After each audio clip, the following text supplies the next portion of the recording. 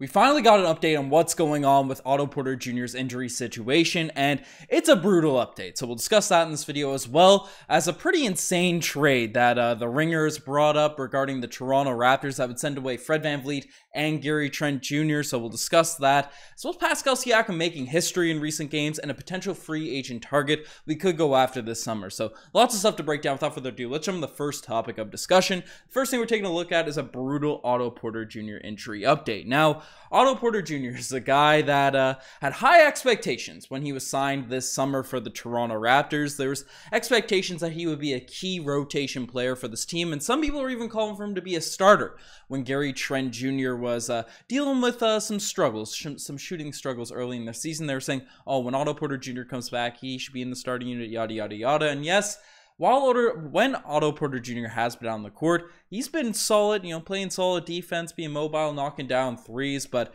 the big thing about Otto Porter's tenure so far with the Toronto Raptors has been that he hasn't been playing for the Toronto Raptors, as most of the games have been on the bench. And now he's currently dealing with a toe injury that we got word a couple months ago, or about a month ago, saying that Nick Nurse expected him to be back around the new year, right? January was the expected timeline for him to come back into Toronto Raptors action, but that doesn't seem like the case right now, as we got word on Otto Porter Jr.'s current situation, as Nick Nurse asked if Otto Porter Jr. is making any progress in his recovery from his foot injury. Just bluntly said, he's not. So that's a few words, but telling a lot that Otto Porter Jr. doesn't seem close to returning. And Josh Lewinberg puts it best, essentially saying that Porter's only played 8 games for the Toronto Raptors after hurting his hamstring in camp and then dislocating his toe nearly 2 months ago. After seeing a specialist last month, the plan was to avoid surgery and ramp it up over the coming weeks in the hopes of a January return, but that seems doubtful now at this point. So Otto Porter Jr., radar 3-and-D wing, a guy that would be a tremendous help off the Toronto Raptors bench that has been insanely outplayed in recent games. I mean, last night it was like 51-7 for the Indiana Pacers bench over the Toronto Raptors bench. I don't know if I'm getting that number exactly right, but it was a discrepancy of that amount, that great of a discrepancy. So we need something to come off the bench, and unfortunately it doesn't seem like Otto Porter Jr. will be coming in as added reinforcements anytime soon, and it sucks because he'd be the perfect player the Toronto Raptors could use at this point. So we'll see what ends up happening at this point right now. And yeah, that's Otto Porter Jr. injury update. The next thing we're taking a look at is the Ringers' insane Raptors trade proposal. Now, the Ringer is an outlet. They're headed by Bill Simmons, who is a notorious Celtics lover. He's a diehard Celtics fan, but he came out with a little trade proposal that made it seem like he's a diehard Miami Heat fan, which I'm pretty shocked that he kind of threw out there, because the Heat and Celtics kind of have a rivalry. They matched up in the conference finals last year, but he threw out a trade involving the Toronto Raptors that would significantly, increase the Miami Heat's roster potential, their skill sets and stuff. So I'll just show it. I'll just break it down, see before we give my analysis on it. But essentially, he's saying that the Toronto Raptors could receive D'Angelo Russell, Nikola Jovic, and a 2023 first-round pick from the Miami Heat. The Timberwolves would receive Kyle Lowry from Miami, as they'd be shipping out the point guard who, the Raptors' growth, but has dealt with some injuries and struggled in last year's playoffs. And the Miami Heat would receive Kyle Lowry's understudy in Fred VanVleet, as well as Gary Trent Jr. Now, this is, first glance, this is brutal. But you look at Twitter, you look at that, Real GM or whatever that's from NBA Central, that post.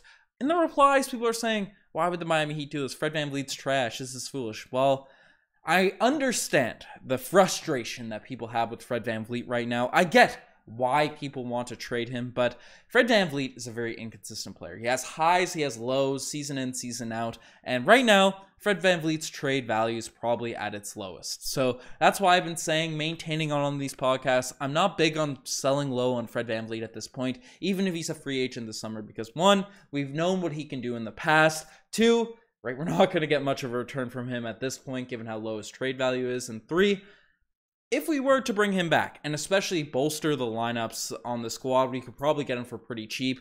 And 4, I don't know what count I'm at right now, but if we just get that bench roll, if we get more players integrating to the lineup, maybe Fred VanVleet is dealing with less injuries and he's more fresh, he's more capable to play at a higher level. Because I think a big part of Fred VanVleet's struggles right now are the fact that he's playing too many minutes. He's expected to do too much on that on the offensive end and defensive end of the floor. So that's all the reasons I don't think we should trade Fred VanVleet. But also, even regardless of all that, he's still a solid player, right? Like, stat-wise, it's definitely not the most efficient, but 33% of the three-point line is all right.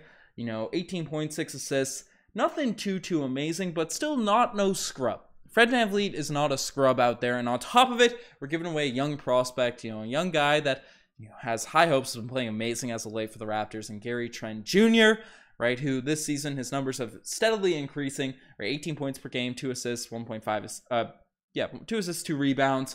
36% from the three-point line, which has been improving. The 1.6 steals per game mark is pretty solid, right? Giving up 2 of those guys to the Miami Heat, so a conference rival, for D'Angelo Russell, who himself is basically a Fred VanVleet without the history of being a solid defender. I know Fred VanVleet's been struggling on the defensive end right now, but D'Angelo Russell, if you look at the stats, they're essentially identical to what Fred VanVleet's doing at this point in the season. Less points per game. Less rebounds, it looks like, 6.5 assists, so very similar on that front.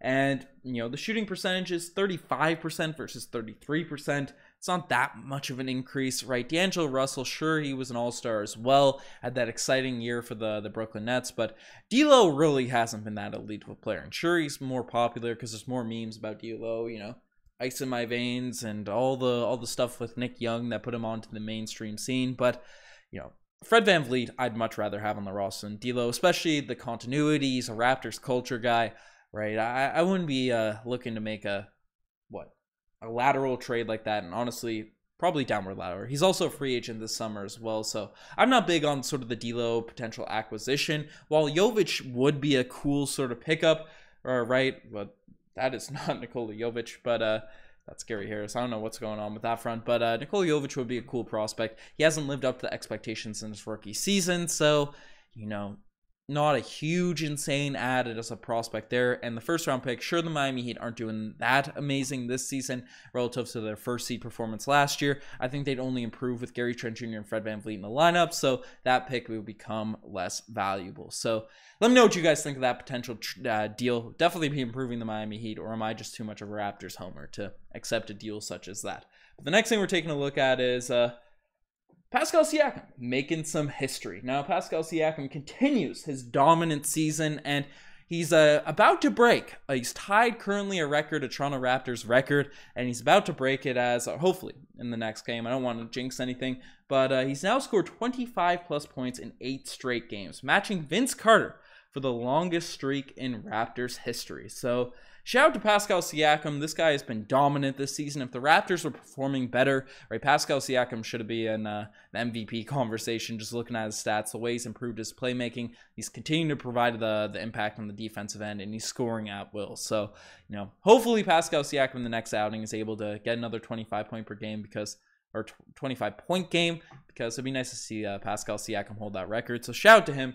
But the final thing we're discussing in this video is a potential Raptors free agent target this summer. Now, this is a name that I brought up on multiple occasions before on this pod, especially a couple years ago, especially the year where he wanted to acquire a center. And this guy, while he's not the tallest, he's 6'9", so maybe that makes it more likely we could acquire him. He has long arms and plays the 4 or 5. He's, smaller ball 5, but fits sort of what the Toronto Raptors are doing right now, and seems like he could be gotten at a very gettable contract. As report came out today that the Dallas Mavericks have interest in offering Christian Wood a 2-year contract extension that would be for a maximum of $36 million. Christian Wood for $36 million over 2 years in the modern NBA, given how much players are making this, in the modern day, that would be an absolute steal for the Raptors. That would be an absolute steal if a team could sort of sneak in and bring him into the roster. Yes, he, he's an interesting sort of player in terms of the value that he could provide. But the updates didn't really work on this front. But Christian Wood, he's been probably the second best player on the Dallas Mavericks this season. He's throughout his career been close to a 20-10 guy for moments throughout the seasons. He knocks down threes. He plays he's a solid shot blocker. He can lose himself a little bit on the defensive end, but you know, I'm just a big on the Christian Wood bandwagon. While there's been no reports linking the Raptors to him just yet, while there have been in the past, I just wanted to throw it out there at the end of this podcast that should be a guy we should look out for as a potential contract signing this summer. So that's just my take. But let me know what you guys think about all that stuff down below. But additionally, if you guys are interested in making predictions on games, especially the Toronto Raptors games coming up, definitely use the CoolBet app using the link down below. Right, CoolBet's a sports book that's available all across Canada. They're regulated across Canada. You can bet on sports, on games, whether it be the Toronto Raptors games, NBA games, the World Juniors, anything that you want to bet on. You do so using the CoolBet app. And if you do sign up, you'll be able to access our Discord, which will be making custom bets. I got a couple in line right now regarding a potential Gary Trent Jr. Fred VanVleet trade, also over-under for Otto Porter Jr.'s injury situation. So lots of stuff on that front. But you guys are the best. I'm signing out. Cheers.